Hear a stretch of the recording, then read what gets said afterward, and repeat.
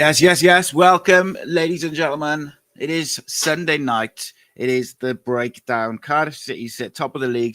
Cardiff City with an away victory in the rain. So there is, without a doubt, plenty to discuss, I would say. Plenty to discuss. So, get your questions and your comments in early doors, because we'll definitely get to them in a bit. But I thought it was I was impressed, I got to say, and not necessarily by the slick football that we've seen at times this season, not necessarily the one-touch passing and the rest of it. I was impressed by the balls shown by the young team. I was impressed by the lessons learned from previous games, including the Blackpool second half. We didn't panic when Northampton equalised, and they were pretty good value for that equaliser. Our build-up play kind of fell apart a little bit when Ruben got injured.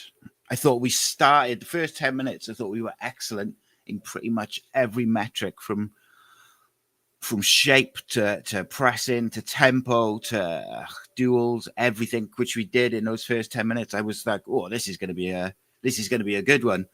And then, that injury, we get the goal, and then the injury to Ruben's a nasty one, right on the ankle. Fingers crossed with that. They'll assess it once the swelling's gone down. They do put players in boots and on crutches now to protect any damage and stuff. So until there's a scan and an X-ray, we won't know for sure. But fingers crossed. So there were two sides to it, right? For me, at least. I thought on one side it was a little bit worrying how our build-up play, particularly through the middle thirds, pretty much fell apart after Ruben went off, which I think shows the influence he has on, with the pockets of space and just linking everything together. He does very well. His ability to pop it off, but his ability to carry it when needed as well. And I think we lacked that. And that was something which Alex Robertson and Chris Willock gave us later on in the game, was the ability to carry it. I thought Joel Colwell was really good defensively. Just unfortunately, he gets a nasty little gash on his knee. Hopefully, that's nothing too big, but it did halt his mobility a little bit after half time. Defensively, though, I thought we were really good. I thought our shape was good really all the way through. We didn't get cut open as such. Certainly down the middle, in League One level, you're going to expect direct balls into the channels where strikers are going to run at you. That's to be expected. I thought Will Fish looked a little bit like someone who's struggling with a knee injury, or at least being managed through an injury at times. But then equally, it was a weird one. After he got booked, obviously with the goal, he can't make a challenge. So once Wheatley gets away from him, he can't bring him down, he can't grab him, he can't do anything. So that's unfortunate because he's been booked. But then equally, later on, Fish makes a couple of vital blocks. So even though he had a same as Capaccio, I thought they had difficult days. I thought they had challenging days in terms of their opponent. I thought Ethan Wheatley was really impressive. He was direct, he was quick, and they got the ball in the right areas for him. But I don't think Fish or Capaccio were bad. They just had difficult days, which I thought they dealt with pretty well.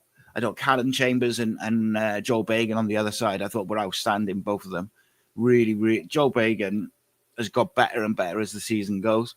And what I really liked yesterday was his judgment on, when to overlap, when to link up and go try and get to the byline, and when to put an early ball into Salic. And it was a couple of times where it was just millimeters, or, Salic pushed him. It is a difficult one. Now, everyone knows I'm a big fan of Brian Barry Murphy. And if you saw 5 things earlier, you'll see I said that the triple substitution wins us the game because it allows us to get control in the midfield. Alex Robertson, I thought, was really good, did a lot of really good defensive work as well. I thought I really liked actually him and Wintle together. And I thought Chris Willock looked really sharp. And his redemption season continues after a difficult season last year. And I thought Perry NG gave us a little bit of physicality, and having Ronan and Perry as the right side stopped those direct balls, stopped them getting in that channel as much. And it's kind of closed them out a little bit. So I thought the manager was really intelligent with that triple substitution. Now, what was weird was bringing on Turnbull. When he brought Turnbull on, I assumed Joel Colwell was going to go into the 10, or they were going to play more like an old school 4-3-3 with Wintle and then Turnbull and Joel either side. But it didn't. He went with Turnbull in the 10. That was baffling to me because I think one of the criticisms which gets leveled at David Turnbull is that he doesn't move the ball quick enough. He wants that extra touch. And he's certainly not as mobile as some of the other other midfielders, sorry. Now, saying that, I felt in the second half, Turnbull did a decent job of just linking things together. He doesn't press like some of the others. He's not as silky as some of the others. But I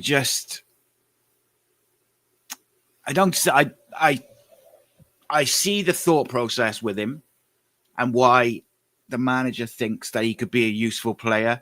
And maybe if we're not 1-0 up, maybe he does make a different decision. Maybe, Kellyman goes into the 10 and Willock comes on, or Willock goes into the 10, or, whoever. There's a range of people who could have gone into the 10.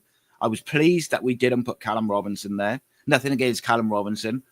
I don't think it's his best position. And I think that was one of the mistakes we made against Blackpool, was we went way too early and opened up the whole midfield, whereas that midfield, we did a good job throughout the game. Even when Northampton were on top, our midfield was relatively solid. And I wonder whether, because we were 1-0 up already, he felt like putting Turnbull on would allow us to get control of possession a little bit more. I don't see it. And I know some people, other people who I've spoken to and who've told me that they don't. But, it's the manager's shout. And I do think Turnbull did well in the second half. I would like to see Kellyman get a go in there. Or I think Chris Willock could do a good job in there as well. I think he looks a natural for it. But I also wouldn't be against having Wintle as the sitter with Robertson and Joel Colwell either side in like an old school 4-3-3, because Willock drifts in anyway. You could also play Kean Ashford in there. Wouldn't it be nice for Kean to actually play in his preferred position for once? There's a whole host of options. In my opinion, when you look at what Ruben does well, off the ball and on the ball, it's about picking someone who's going to at least do the off the ball stuff as well as give their own version of because they're all different on the ball and their movements in the pockets they'll pick up. That's fine. But off the ball, you need someone who's going to really press, because him and Salic are the two. They press in a 4-4-2, and Ruben does a lot of that pressing. So you need someone who's going to equally do that. I thought Chris Willock, incidentally, off the left yesterday, really pressed really intelligently and really well. And, people who speak to me regular and watch the shows regular will know I haven't always been Chris Willock's biggest fan. I think last season he really flattered to be deceived. But this year I feel like he's got better and better as the season's gone. And I was really, really impressed with him yesterday. Not just attacking-wise either. I thought defensively he was excellent. He made 2 really good tracking back runs to stop an attack. And that's the kind of determination and togetherness that you need from a team. I thought Alex Robertson was excellent, both on the ball. I think the thing I like about Alex is if he gets the ball, no matter who he passes it to, if he goes back to recycle or he goes forward, he always looks to get the ball back. So he's always looking for the 1-2, and that instantly creates a fast tempo for the team, because he's constantly looking to just switch the ball around and move it. And I think that's a real big bonus. Ryan Wintle being back in there was a big bonus. I think he gives us a bit of stability in the middle. Even though I think Alex Robertson for the home games can do that 6 role if we want to be quite aggressive. I feel like Alex's natural need to get on the ball and take it and move it and rotate it suits probably having a little bit more freedom going forward. But I don't hate the idea of him as a 6 for certain home games. With regards to Ruben's injury, he got clattered on the ankle. He left. He did try and carry on. Couldn't get his boot on initially because of pain. It was very swollen, and he left the ground with a boot and crutches. I did send a couple of texts this morning just to see if there was any further, and you got to wait for the swelling to go down, and then they'll assess it and see where it is. Hopefully, it's an impact injury, bit of bruising, and it'll be gone in a few days to a week, and he could be back sooner than later. It'd be a real big blow if he's out for any serious length of time, because I think yesterday showed what an imperative part he is to the team and the build-up, and it took us a while to get our bearings without him and play. But it also showed that we can play without him, we can score goals without him, we can create chances without him. One player I did want to talk about, obviously we've touched on the defensive side, touched on Willock and the subs. I really want to talk about Yusuf Salic, right? This guy gets the absolute... Look, let's not beat around the bush. He gets the absolute shit kicked out of him every single game without fail. And some teams, they'll really go into him and try and wind him up. And I don't criticize him too much for it, because I think it's part and parcel of the game. It is. It's professional sport. It's elite sport. You do anything to win, essentially, with it to a certain degree. And there was kicking off the ball. There was lashing out with him off the ball. Elbows in the back. There was one in the first half where Trot or Chambers chips it up to him. And it's like coming into his chest. And he's got one centre-back pulling his shirt on his right hip. And then he's got a centre-back behind him pulling his shirt on the back of his number. Referee's looking side on so he can see the two defenders fouling him. Salic sort of gets a chest to it and the ball breaks down, because then another defender comes, or another midfielder comes in, and there's three of them on him. No foul. And then as the ball breaks, Joel Colwell runs past someone, brushes against them, and the ref gives a free kick. And I understand referees will say, oh, it's 6 of one, half a dozen of the other. But it really isn't. It really isn't. Yusuf Salic. And what I love about him, relentless work ethic, constantly keeps making the runs. And I can't remember the last time I saw him really sulk or just lose his temper with it. And then to top it off, when he did get a free kick right at the death, when the game's won, and he celebrated it like a goal, I think that tells you everything that you need to know about his mindset in terms of it's elite. He knows he's not going to get anything, and he's just going to keep being that battering ram. But also, it shows that he's making that point to the referees, and he's like, you've given me nothing. I thought he was a bit unfortunate with the goal, which got disallowed. He does give him a little nudge, but when you compare that to anywhere else on the pitch, I don't think that's a free kick. Great finish. I thought he made really intelligent runs. He pressed really cleverly without Ruben as well, which changes the dynamic a little bit for him, because obviously they will have trained constantly in pressing the two of them and then the others filling in. So for him to do it with Turnbull was a bit different. Turnbull obviously is slightly different. I think he's held his position a little bit more. But I will say what Cardiff, before I just go to the comments, what I thought Cardiff really did well, and this is what I meant about they learned their lessons. We get the early goal. We don't go gung-ho trying to get a second when we leave ourselves open, because once Ruben went off, the Northampton got into the game and they played some really direct, intelligent balls into the channel, up into Tommy Eaves to play off. They were very clever with it. And Cardiff kept their shape. They kept that 4-4-2. And then, obviously Turnbull drops in then to make it a 4-5-1. And they made themselves really compact. They made themselves really difficult to play against. And then even when Northampton did score, just in a minute or two before that, Cardiff had started to get their passing game a little bit better. And again, they didn't panic.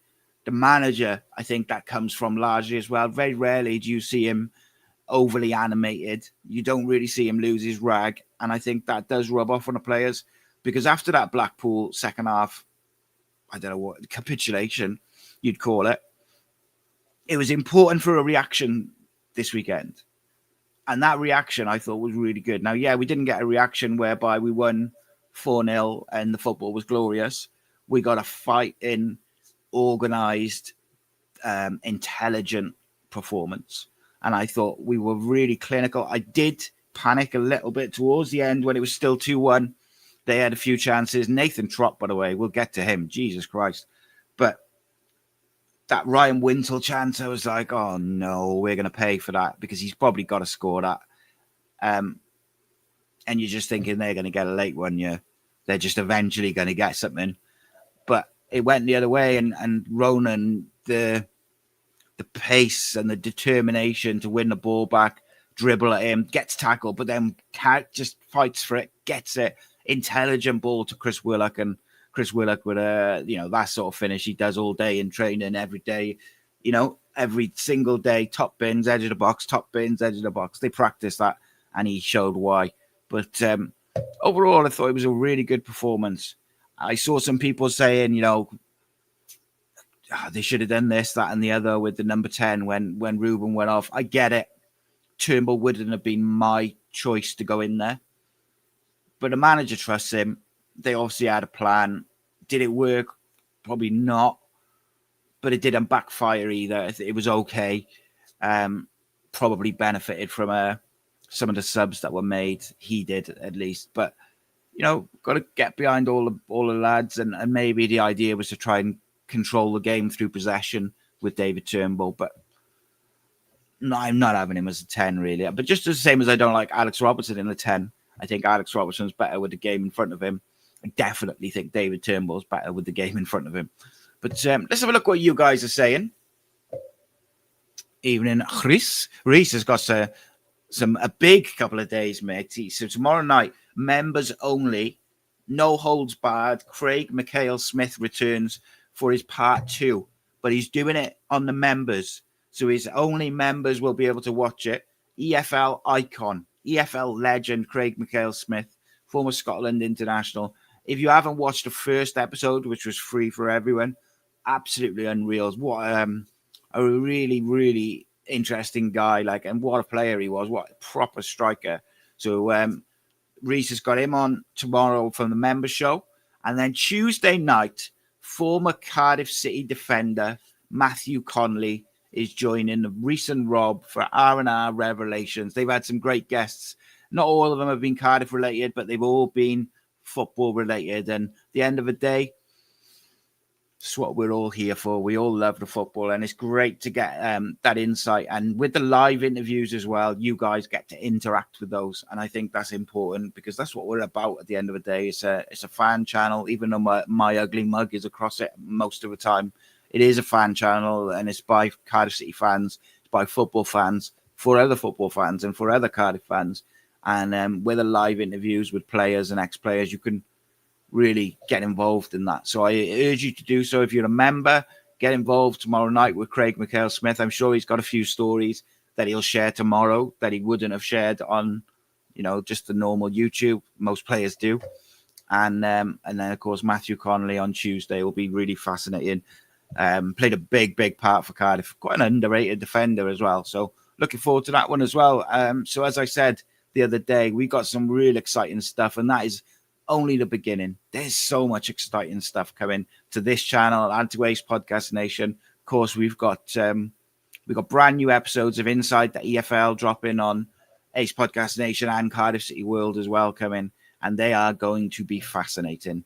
A real inside look behind the scenes at EFL clubs around the UK. And when I say behind the scenes, I mean in there, in the grounds, in the stadiums, in the training grounds, with the people who work there day in, day out, maybe players, maybe coaches, managers, CEOs, whoever it is. But we are going everywhere. Now, there's only going to be a couple more episodes, I think, maybe 2 before Christmas, maybe. But after Christmas, got up north, London, Wales. There's all sorts of episodes of that coming. I'm really excited by it. Really excited. But anyway, back to it. Johnny, evening, mate. He says, Wheatley didn't want to celebrate his goal in front of the Cardiff fans. didn't want to celebrate. Oh, he didn't want to celebrate his own goal. Yeah, that's it. Football's got a funny way of biting you on the arse, mate. Johnny also says Turnbull coming on kills our movement. Kellyman going in 10 and bringing Willock on, or put Robertson in the 10, I think would have given us a better impact as he's better moving. Yeah, I get it. Like, he's not the most mobile. There was a few options. Unfortunately, probably the most natural number 10 we have outside of Ruben is Kean Ashford, and he wasn't in the squad, which is a little typical, isn't it? But, we had plenty of options to go there, whether it was Willock or Robertson or Kellyman, Robinson. Could even put Isaac in there. Like, there's a few different options. Reece says, do we know what the injury is? Seems to have been struggling through since the start of the season. If needed, surely rest him for a few weeks. We've got cover, get him back to 100%. Oh, I think that's him with regards to Fish. Yeah, I think Fish has got a niggly knee injury, and same as Dylan Lawler had a bit of a groin issue, just one which is you kind of just got to manage a little bit. But I tend to agree, especially while you've got Callum Chambers in form. If you can get, play Chambers and Lawler together, it's okay. I think personally I prefer Lawler and Fish, or I prefer Fish and Chambers. I think those combinations have been our better. Like Lawler and Chambers haven't quite found their mojo together yet, but they will the more they play. And Osho has obviously, I think, got to earn the trust of the fans and probably the manager and the coaches as well. But Martin says, you don't think Fish got battered? No, I don't think he got battered, mate. But I like your pun. I just thought he had a difficult evening, as did a few of the lads. And it was a difficult game. I was quite impressed with Northampton. Kevin Nolan doing a good job. Reece says Alex Robertson looks so much more comfortable on the ball and is always looking forward. Finds pockets of space so much easier. Naturally looks a better fit for the 10 than Turnbull. I agree with that, like concept in that he looks more natural for it than Turnbull. I don't like him in the 10 though, Robertson, really. I feel like he struggles a little bit when he's got his back to goal or on the half turn. I'd much prefer him with the ball in front of him, looking to link with players or switch to play. He's such an intelligent player and he's such a good passer of the ball. Me personally, I would like to see Kellyman get a chance in there if Ruben's out for a bit, because I think he is awkward because of his size and he's difficult. I think he finds it difficult sometimes. Like yesterday, I thought he found it a bit difficult physically. Doesn't get a lot of help from the referees. And yeah, it's one of them. The refereeing, by the way, is ridiculous. I keep expecting it to improve, and it just gets worse and worse and worse. Evening, Suze. Geraint says if it's ankle ligaments, could be a 3-month job. Yeah, mate, if it's a fracture or a break, it could be even longer. Let's hope it's not, because by and large, he's been very consistent this year. Paul says, I think if Robertson plays 10, I'll hedge a bet he'll score more than Ruben. I'm not dissing Ruben, but Robertson will be more direct. They're just different types of players, mate. I think for me, last year, our best midfield was Ruben in the 10, Robertson in the 8, and Turnbull, I think it was, in the 6. But switch out Turnbull for Wintle, and I wouldn't be disappointed with that midfield at some point. But I thought Joel Colwell was good yesterday. Real good finish. And look, the thing is, right, Ruben is influential to how we play. And I think we saw that when he went off. But Kellyman will play that number 10 role slightly different. He will look to probably dribble a bit more, get it on his left foot, shoot. Kean Ashford will be really clever. I think Kean Ashford will be a really good shout for that number 10 spot. Alex Robertson will be different. They'll all play it slightly different. And I guess for the manager is working out what's best for the team. Like out of them, or even if we just look at those 3 for a start, or put Robinson in there as well. So you've got Robinson, Robertson, Kellyman, and Kean Ashford. They're your 4. Off the ball, which one of them gives you the most in terms of pressing and like that work that Ruben does a lot of, because you need that to play the way the manager wants to play. I'd probably go with Alex or Kean, probably the most likely to do that side of it. Kellyman, not that Kellyman or Robinson won't. I think Robinson sometimes his off the ball stuff is not always great, but I think his link up play this year has been excellent.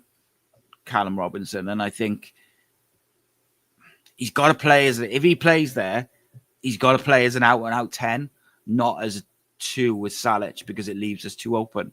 And that's my worry, and that's why I thought it was the right shout not to go with that yesterday so early on. JT, evening mate, said there's no benefit for Tan buying Trot in January. If we don't go up at the end of the season, he'll be sold to balance the books. Ultimately, mate, if we go up, we've got a clause anyway to sign him. So I don't really think there's a rush to pay more for him now. Even though I just think Nathan Trott was ridiculous again yesterday. And I was thinking about it. I reckon he's gained or earned or saved combination-wise as 15 points already. Leighton Orient last night, like just game after game. And those 2 saves yesterday were ridiculous. The second one rightly takes the plaudits where he's going the opposite way and he gets a hand to it and he rolls past the post, because that was point blank. They think they've scored. Not for the first time he's done that, by the way. Stopped like a point blank shot. But the one just before that where Fish gets a deflection, like a foot on it, and it deflects, that's such a difficult save because he's dived, he's got his shape, and then it takes a deflection and goes higher, and he's got to adjust his hands while he's in midair. Like, it's such a difficult save, and he just makes it look so easy. And I really, really think he's the best. I think he's the best keeper we've had since David Marshall. But I know some others think like there's been a couple in there like Smithies and Etheridge and stuff. But I just think he's a quality keeper. And when you look at his all-round game, he comes to try and get crosses. He's comfortable on the ball. Left foot, like everything's he's just very, very good. Far too good for League One. JT also adds Kellyman 10 and then pick 2 of Ashford, Davis or Willock to go out wide with Ruben sorted. I don't think it's a guarantee that Kellyman works in a 10, because I do think he's still finding his feet on the physical side of League One.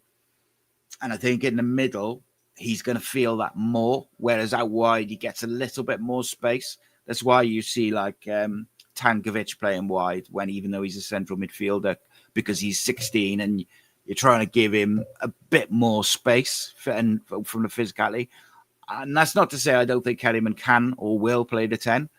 Just I wouldn't be shocked if he stayed out wide and they went with like a Kean Ashford or a Chris Willock that are more acclimatized to the physical side of things. I actually would like to see Kean get a goal because that's his spot. He's been waiting patiently for it, and he's very, very good at it. Graham says support deserved the fight in the team yesterday, a real battle. Yeah, the fans this year have just been sensational. There's no other word to put it. And again, yeah, you're right there.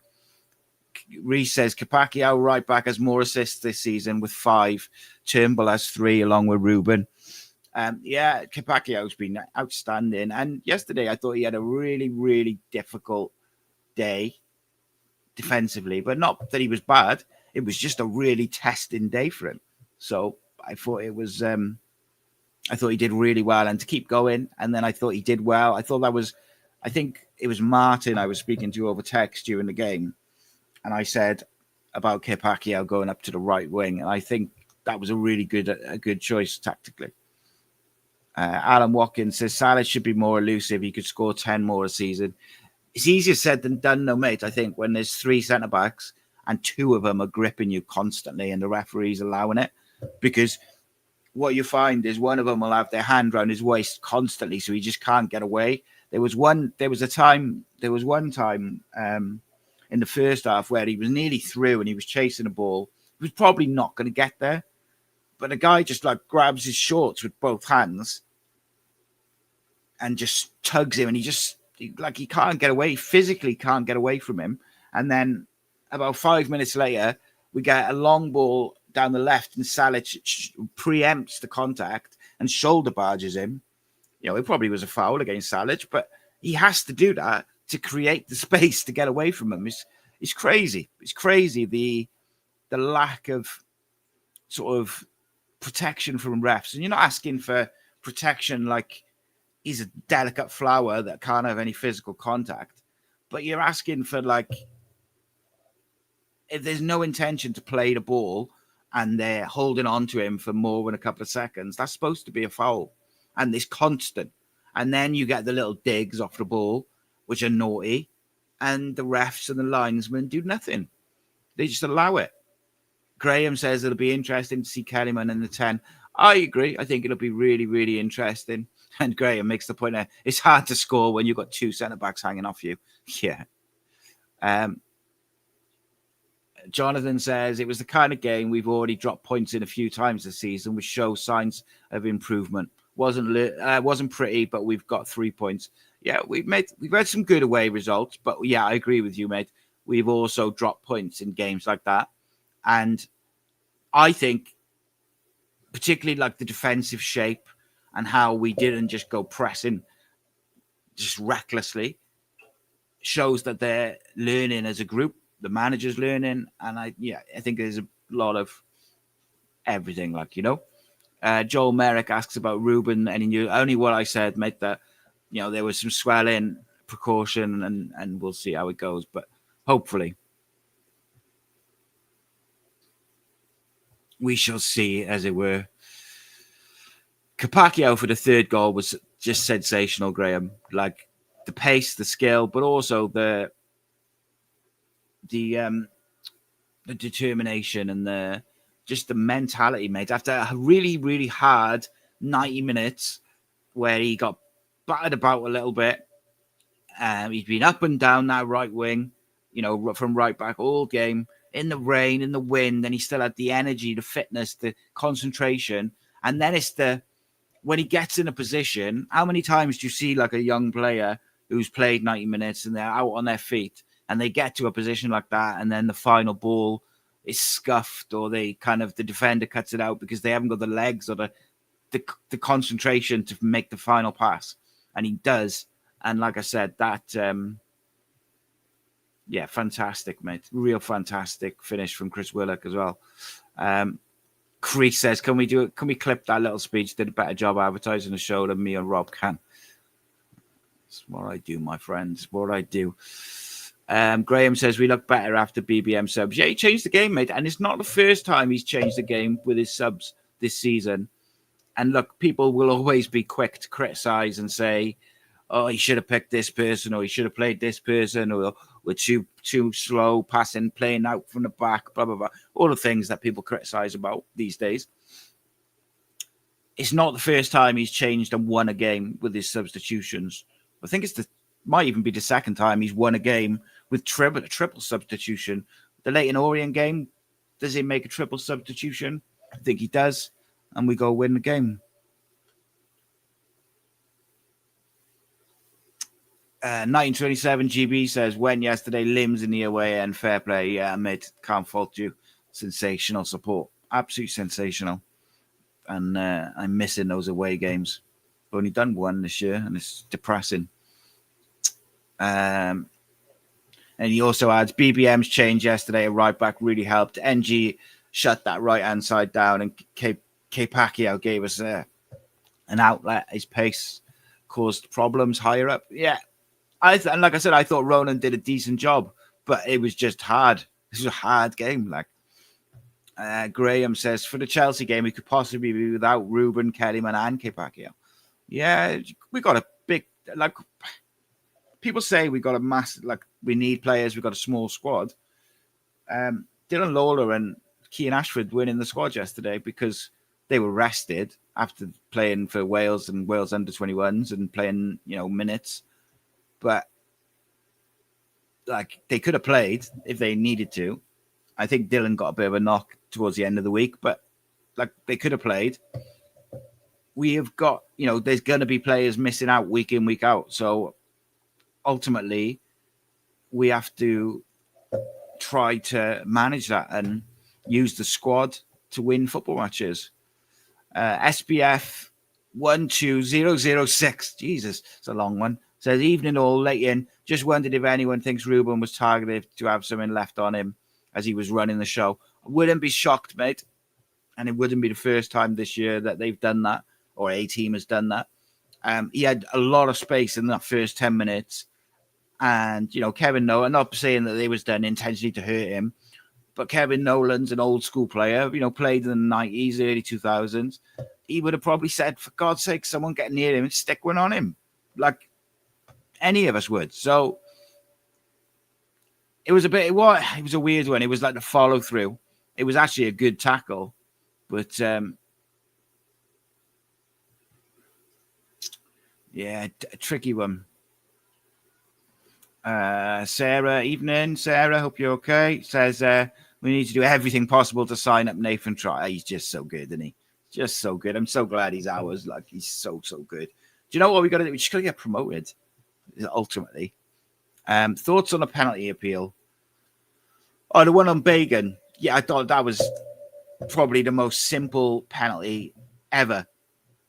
But you don't see him given because Bagan picks his pocket and he's kind of getting up off the floor.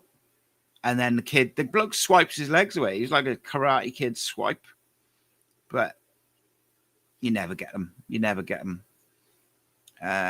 Another complicated name. DAYPS3 says Kellyman at the 10 with Willock and Davis playing off him is interesting. I trust BBM to put the right people at the right time, right places at the right time. And that's it, right? It's different games, different teams. There might be Saturday. It might be one where you go, right, we're at home. So let's go Wintle, Robertson, Kellyman in the 10. And then away from home, you might go, do you know what? Let's go a little bit more sort of defensive or put Keane Ashford in there. Like, there's a lot of different options, I think. Mansfield is going to be an interesting game, that one. First home game in about 6 months, it feels like. Cannot wait. And we've still got a game in hand as well, which is, again, quite beneficial. Bradford have a game in hand on Lincoln below them as well. But we have a game in hand over everyone, effectively. We've got 2 over Lincoln. Stevenage have got a couple of games in hand, and they got 1 on us and a couple on everyone else.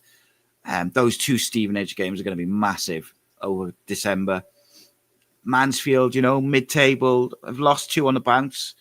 I'm going to do a bit of research now over the next couple of days, ready for the preview. Still waiting for my tactics table to come so that I can film some tactical content about Brian Barry Murphy's Cardiff City, because I got a lot of videos I want to make about that, but just waiting. So Mansfield, they lost to Huddersfield 3-1 yesterday at home.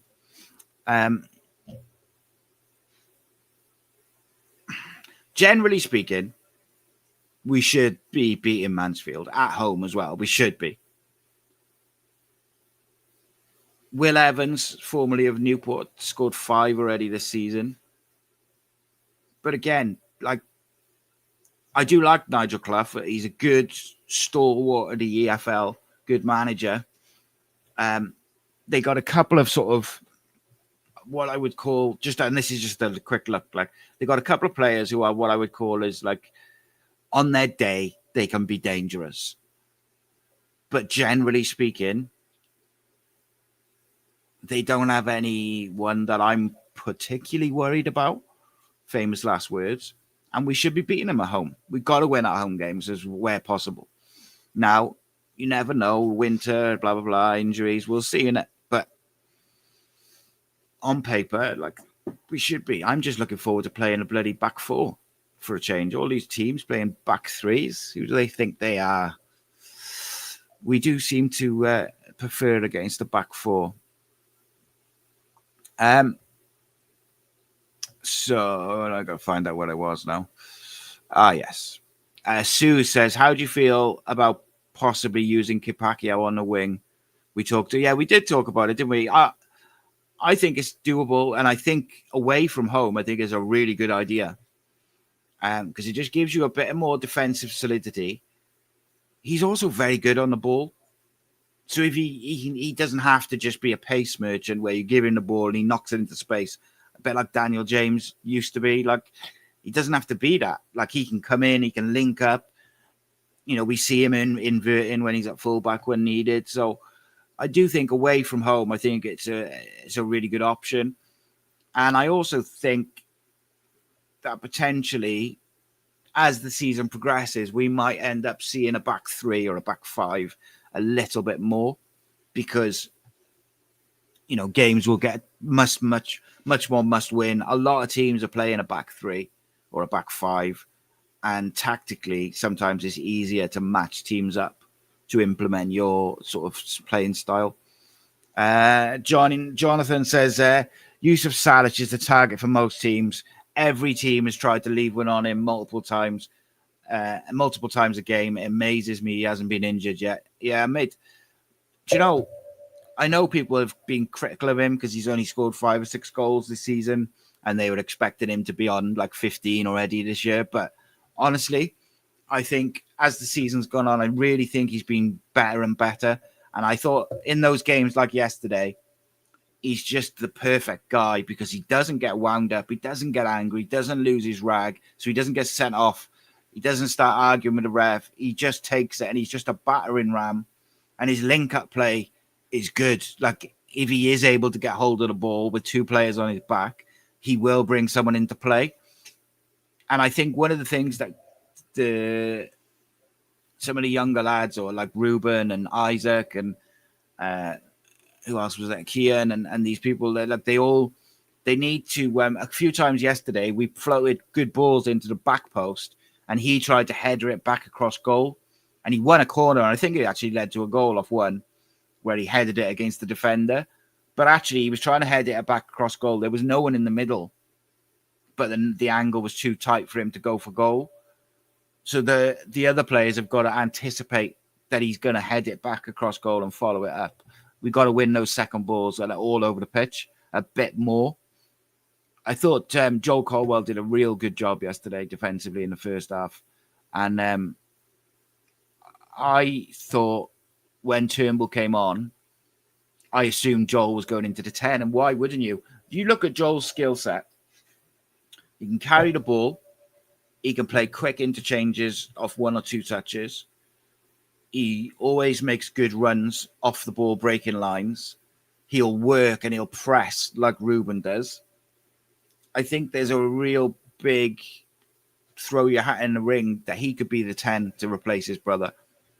Why not? Especially if we do put Kellyman there and he does struggle a little bit with the physicality side of it. Why wouldn't you put Joel in there? I think Joel took his goal so well yesterday. It was a real good finish. Reese says, I just don't see what Turnbull offers us, really. I'd look to move him on in January. I'd happily have someone like Charlie Savage there, or even Ollie Norwood. He still runs games at his age. Yeah, I said to Joe when I went up to Reading, I really like Charlie Savage. I would like him. I think he would fit the way we play as well. Wouldn't mind switching them to up. But look, if David Turnbull's here, then we back him. And I can see why managers and coaches like him. He looks after the ball. I would just like to see him move the ball quicker sometimes. And I think if he did what Alex Robertson does, where he gives the ball and then always looks to have it back wherever, whether it's gone backwards, forwards, whatever, I think that would improve the tempo of his game massively. And it's such a basic tweak. But yeah, he also, I feel like he needs to look forward more. Martin says the way that he took his goal, you could make a case for Joel Colwell to play in the 10. Absolutely agree with that. SPF says he agrees with JM1. What did JM1 say? Oh, yeah, he said about Salic. And let's have a look. That's an interesting shout. Graham says, maybe try what Wales did. No strikers. They scored 7. Mate, I think Yusuf Salic is absolutely invaluable to how we play and what we do. And even if he hasn't scored as many as what we perhaps thought he would in League One, We're only in November, by the way, so he could still score 20. But I just think he's invaluable to how we play. And without him, I think particularly in those tough away games, we'd be struggling. I think Callum Robinson can be a real good option at home and in certain games away. But when it's a war of attrition like that, when it's a real battle, you have to have a battering ram. You have to. Got to have that guy that you can play off. Reese says, regarding Kerryman, he leaves Kepakio exposed a bit too much by not tracking back often enough. I think it might benefit the side pushing him into a free roll 10, though Willock looks like a natural 10. Yeah, I think that about Willock. This is why I really like I like Kean on the right. I know he prefers to play on the left, but I think him and Ronan do really well together. And I thought Isaac Davis was decent yesterday, and I thought he was a little bit unlucky to be taken off. He looked dangerous and he looked direct. And, touch wood, we're in November and he's staying fit and he looks sharp. And I'd really think Isaac's going to kick on now.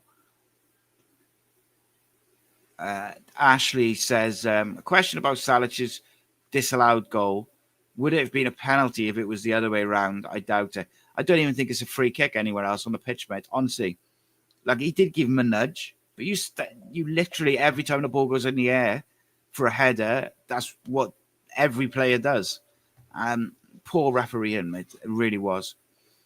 Jonathan says, if a decision's a 50-50, I think Salic would enjoy it, but anything against him, don't get given. And any time he leaves one on a defender to get one back, it gets called by the ref. Yeah. Do I know he's not always that popular with some people, but Kiefer Moore suffers from the same thing. Never, ever gets a free kick or nothing. And it's just infuriating, isn't it? But there we go. There we go. Okay. Let's have a look. So how would you change the side for the Mansfield game? Home game, so you're going to be a bit more aggressive. Is there anyone that you think absolutely should come back into the side? I'd get Dylan Lawler in there for a start, because I think Mansfield are going to sit in a 2 banks of 4 for large parts of the game. They're going to try and make it themselves very difficult to break down. I don't really rate their keeper, which is famous last words. He's going to have a game of his life now. Great. I think with 2 banks of 4 or a 4 and a 5, they're going to make it difficult to play through. I think you need someone like Robertson in the middle to have the tempo and moving the ball quick. And I think you need a Dylan in the defence to bring the ball out and play, albeit Callum Chambers has been doing that. Not, in my opinion, his passing is not to the same level as Dylan's, but it's an opinion. I thought Chris Willock did enough to in a start. Kean Ashford, I think you could bring back in, although Isaac, I wouldn't be disappointed to see him start as well. Very direct. Do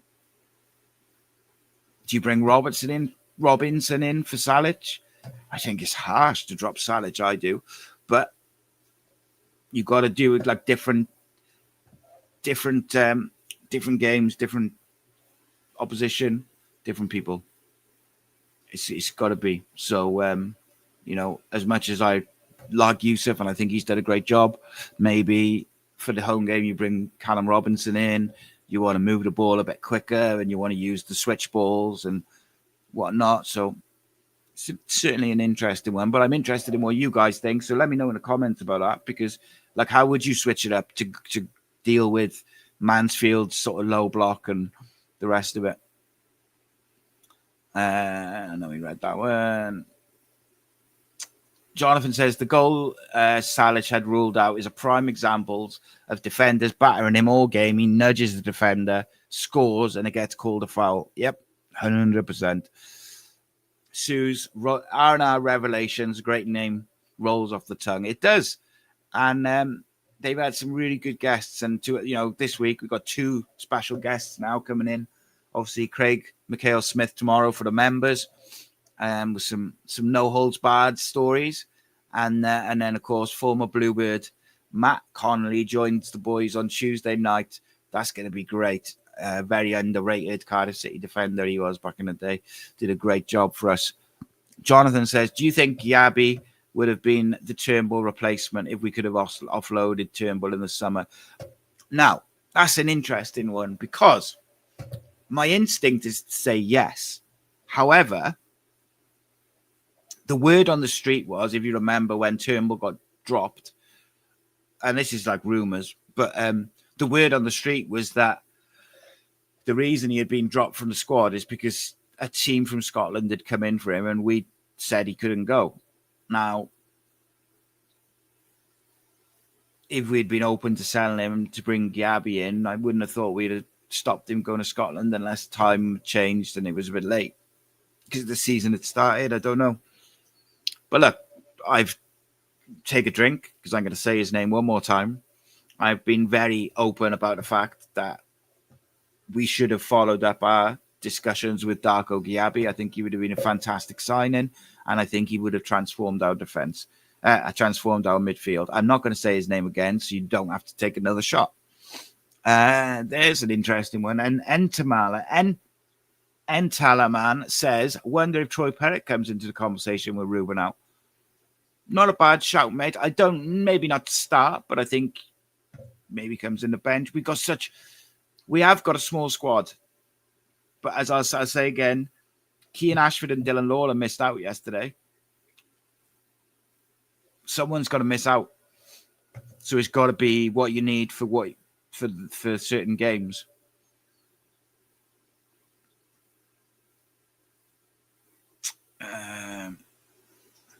Toby Kelly says, Northampton lad, yeah, evening, mate. How are you? Says, I thought the Cobblers were better for a lot of the game. And missing that sitter would have massively changed the game. Yeah, mate, I was pretty impressed. I said in my video earlier, I was pretty impressed with you. I thought Cardiff were just pretty clinical, apart from that one chance which Ryan Wintle missed off the corner. You know, Joel Colwell hits the goal early. Chris Willock, obviously clinical. The corner's somewhat fortunate. I thought we got a bit more of a hold of the game once we made the triple sub. But obviously, once we got back into the lead 2-1, you were always going to come back at us and we were going to try and hit you on the break. I thought we defended well, but I thought Ethan Wheatley impressed me. I've seen him before and I was quite impressed with him. But I thought he was really good. I thought what Northampton did really well was play to their strengths. They got it into the channel quickly, but it wasn't just like a hopeful hit and hope into the channel. It was into the feet of Tom Eaves or Ethan Wheatley, and it was done so that they could take it on the run, so they could have one touch around the corner, and then they were sort of the wrong side of the Chambers or Fish, and I thought it was clever.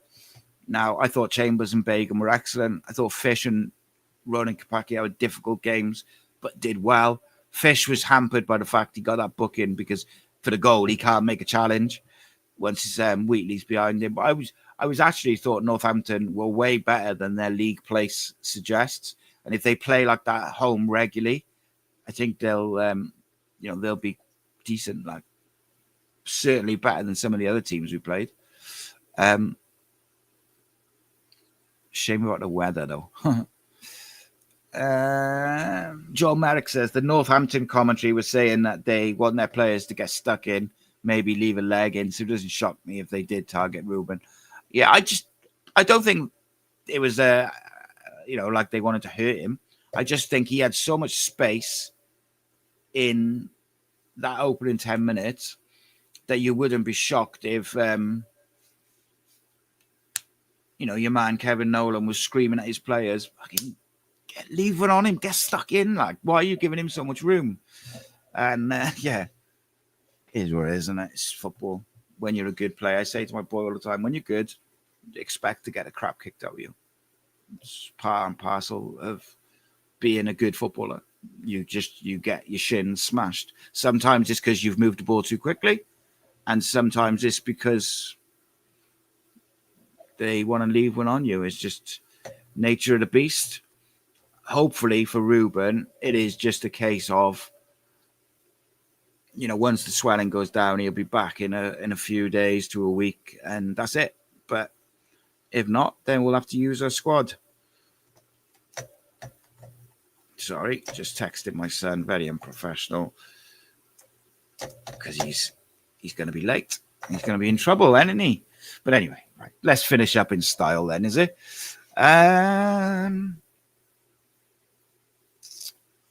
Jonathan says, what did you make of our soft yellows?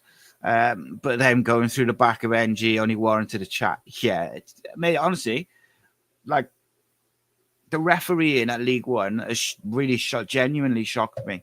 It was bad enough in the Championship, and I understand the way it works.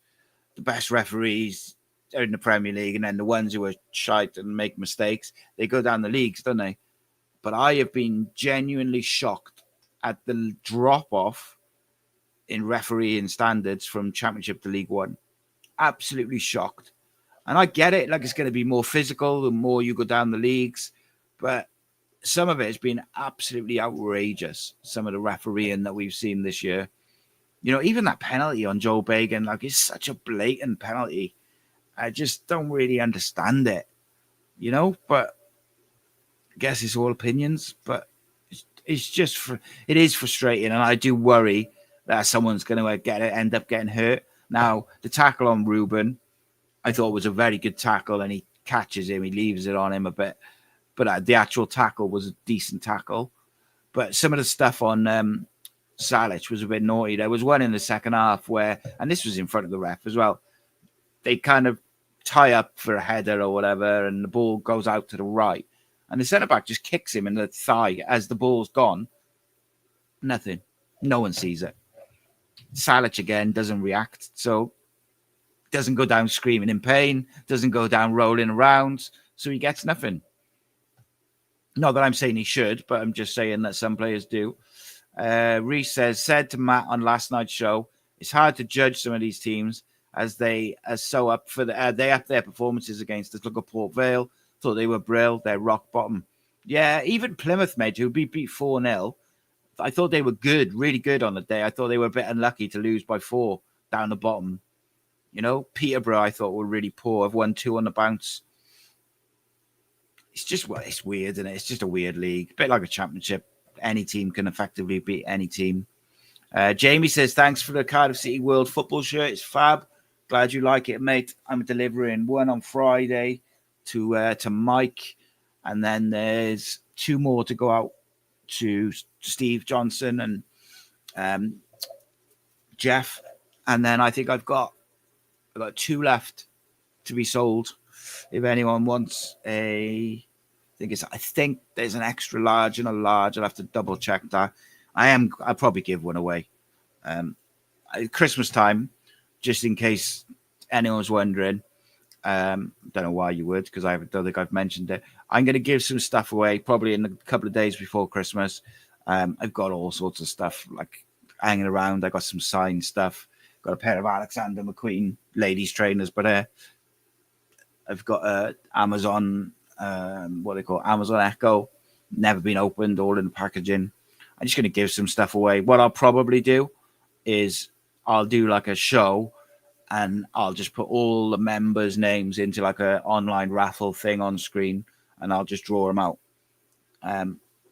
So I've got a Craig Bellamy signed Wales shirt, which was presented to me by the FAW. I just don't know if I want to give that away yet. But if I don't give that away, I will get a signed City shirt with a squad signed, and I'll get the squad to sign it. However, if I get that, I might want that for myself to go behind me in a frame. So I might end up giving the bet. I don't know. But I've got a few things. I've got a signed Michael Chopra shirt and some other like bits and pieces. So yeah, basically, it's just it's a thank you for the members who've backed us over the year and longer. So, you know, if you want to be up for any of those prizes, and look, right, we produce content 7 days a week on the channel, twice a day most of the time. That's possible because we've got members on Patreon and Cardiff City World. We try to give them exclusive content. So tomorrow night, part 2 of Craig McHale-Smith, that will never go out on the normal YouTube channel. The first part I did, the main interview that I did, and then part 2, which will also be live, will go out only to members. The Omar Risa part 3, as it was, extra time interview, which was live, only went out to members. Where, if we do a live event, I'm hoping actually I might be announcing a live event very soon, which has come about really quickly, which wasn't expecting to do till next year, which we might be doing soon. So, members will get early access to those tickets. I cannot tell you how important memberships are. Every single one. Like, if I get a notification to say you got a new patron or a new member, like, that genuinely gives us a lift, because they're so important to what we're trying to build and what we're trying to do. And I appreciate every single one of you, but also I appreciate everyone who tunes in. I appreciate everyone who watches and subscribes. And, I'm trying to vary up the content a little bit, so it's not the same stuff all the time. I've got some stuff which I cannot talk about at the moment, but I can just tell you this, it's going to be wicked and nobody else is doing it. That's all I can tell you at the moment. But if you're a Cardiff fan, it's going to be top tier. Yeah, we're gonna vary it up. And if you're a member, you can suggest video ideas and stuff like that. So, if you see me doing the videos each day and you think, oh, I wish you'd do a video on blah blah blah, if you're a member, you get to suggest that, and 9 times out of 10, I'll take your suggestion on board. But anyway, back to it. Let's go through these last couple of comments. But I'm glad you liked the shirt, Jamie. And if anyone is interested in buying one of the last couple we got left, you'll have to get in contact, because they'll probably go quick like everything else. Any update on Noddy Todd? Tanner's back on the grass, mate. He's training. I think they're hoping he'll be back for over Christmas. But they don't want to rush him. Yeah. Oh, yeah. I just saw that. Kyle just told you that as well. There you go. The Yips says Salic celebrated the decision, going, yeah, celebrated the foul. It was so funny. I expected him to send him off. I really thought he was going to get at least a booking when he celebrated it, but maybe the ref knew. He just knew, he had a point and he just left him. But a lot of refs would have booked him, but it was funny. Jonathan says Willock and Davis on the wings with Kellyman in the 10 behind Salic, I think, is a must. Try and get more pace in beyond a striker while Colwell's out. Yeah, the midfield will be interesting, because I think Alex Robertson's got to play because of the tempo he brings. But I also think Joel Colwell's got to play. But I also think we look way, way more secure with Ryan Wintle playing. Can you play 3 of them?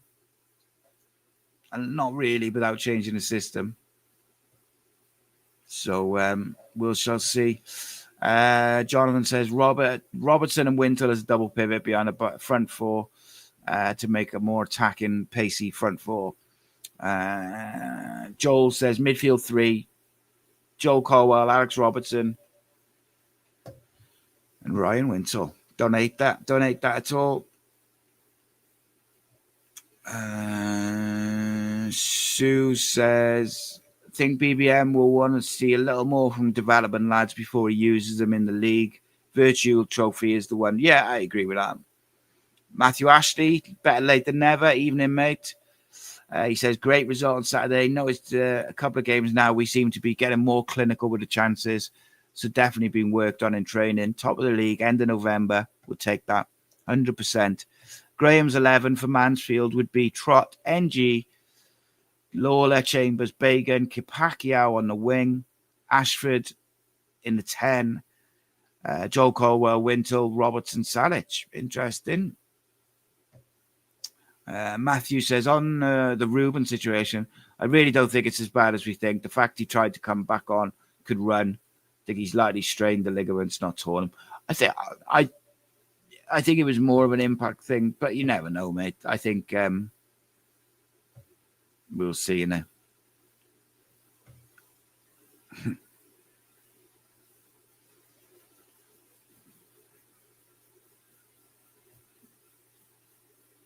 What about the hosts?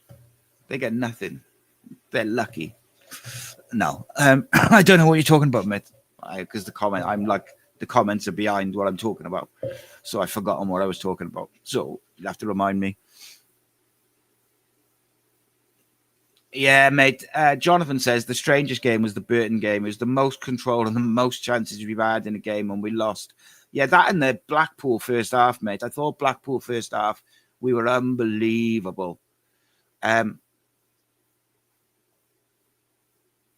So on the host thing, I think what we're going to do is we're going to do a stream sometime coming into Christmas where we're going to get everyone's going to be on it. So it'll be me, Matt, Reese, Aaron, Evan, Rob, everyone, anyone who's contributed to the channel over the year.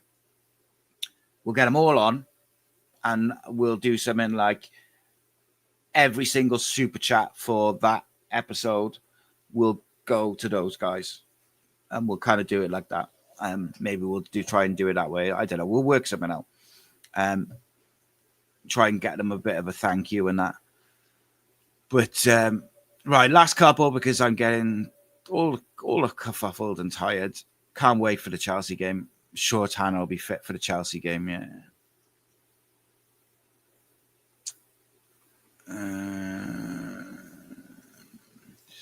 That's an interesting question. Jonathan says, do you think we'll see Mafiko in for Wintle in the league this season for even more pace and movement? Kid reminds me of an early Kante, the size and the movement. I think it's a tricky one, right? Because I think Wintle's a really important part of the setup. But if you're asking me if I think, do I think we'll see Mafiko in the 6 in the league at some point? I think we will see him in the 6 in the league at some point between now and the end of the season. But I don't know when, and it'll probably be injuries or if we're already up or whatever. Whatever. I think next season will be the one for him, mate. I actually wouldn't be shocked if we loan him out in January, because if you think he misses out on the squad most of the time. Say with Nayakahawa, because I feel a little bit for Nayakahawa because the manager asked him to stay instead of going on loan to Scotland in the summer. And he hasn't really got that many opportunities because of, we got players. Like I said earlier, Dylan and Kean Ashford miss out yesterday, plus Nayakahawa and Mafiko, plus you got Ollie Tanner to come in. So that's 4 straight away who miss out every week. Now, the 4 might change. And then if you bring in players in January, that's even more, isn't it? So do you know what I mean? It's a tricky one for sure. Reese says, I think he said the kids will play in the Virtue Trophy again. Yeah, I think he will. I think all the kids will play in the Virtue Trophy now. I'd be interested to see if we change our tune with that. Should we get to the final or semi-finals, whether they then try and win it with the senior players. But I think for the next round, and hopefully the next round after that, we'll see the kids for sure. I think Osho could do with some minutes. I really do. JT says he's all gone very quiet about Vincent Tan's message. No, I think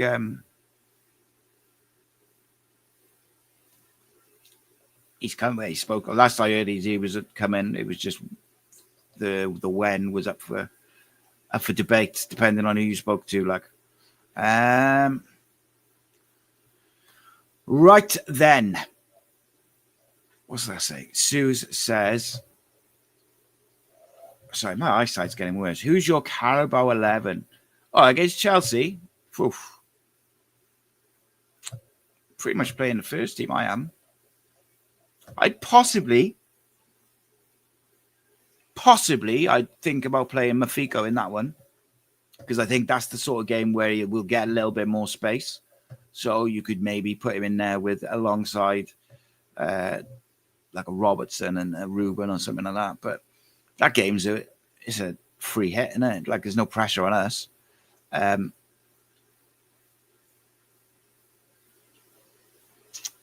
Free hit indeed. Right. The The 70-minute mark is here. It's 9:30. It's past my bedtime. I've already mentioned Trot about 20 million times, Matt. He's unreal, mate. Absolutely unreal. I can't believe we've signed him. I can't believe he's playing League One football. Quite frankly, I'm shocked. I suppose they've got a couple of good keepers, haven't they?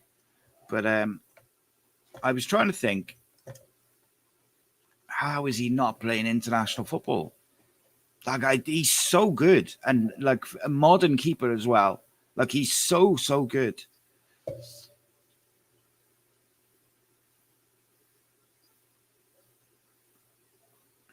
What's his nationality?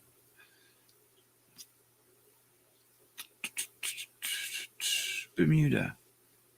Yeah, he's only playing. He's played for England under 20s, played for Bermuda under 15s and 70s. I'm shocked he hasn't been called up by, the whichever nations he's eligible for.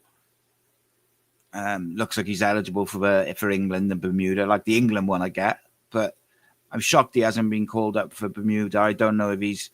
I thought for some reason he was eligible for Norway. I don't know where I've got that from in my head, but he's just an unbelievable goalkeeper, and I'll be absolutely devastated if he's not in a Cardiff City shirt long term. Like, I really will be absolutely gutted, because I just think he's the bee's knees. Right. As always on a Sunday, the Bermuda goalkeeper just must be very, very good. As always, it's a good time on a Sunday. Thank you so much to everyone. Really appreciate it. Really appreciate the support. And as I went into a big old long spiel about being a member, if you can become a member, please do. Helps us out massively. QR code up there if you want to do it on Patreon, or you can do it through Cardiff City World. Allows us to do content 7 days a week. Allows us to do a members-only show tomorrow like we are, which is with EFL legend Craig McHale-Smith. And that's going to be a fascinating one. And don't forget, ex-Cardiff City defender Matthew Connolly joins the boys Tuesday night. We got so much stuff coming up. Really interesting stuff. Remember, if you're a member, you can suggest video content and subjects. Get involved. Support the boys, as it were. And don't forget, share the shows on social media, in your WhatsApp groups, your Facebook groups. That sort of thing really, really helps. We were absolutely flying in the summer.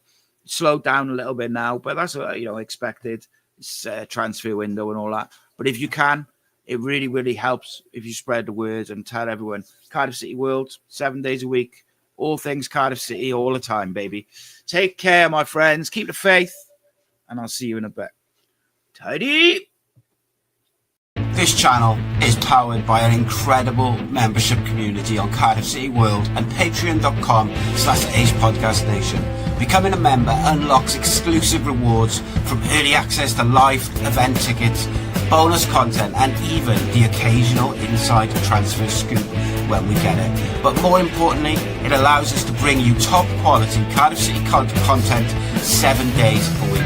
Across those 7 days, we're talking match previews, exclusive interviews, instant match reactions, the breakdown podcast, tactical deep dives, the spotlight series, Bluebirds Rewind, Academy Focus, and just so much more.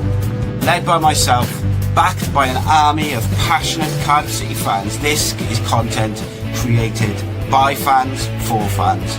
Balanced, professional, and 100% all about the club we all love. If you enjoy what we do, then join the community today and support what we are doing as we help to keep Cardiff City World flying high.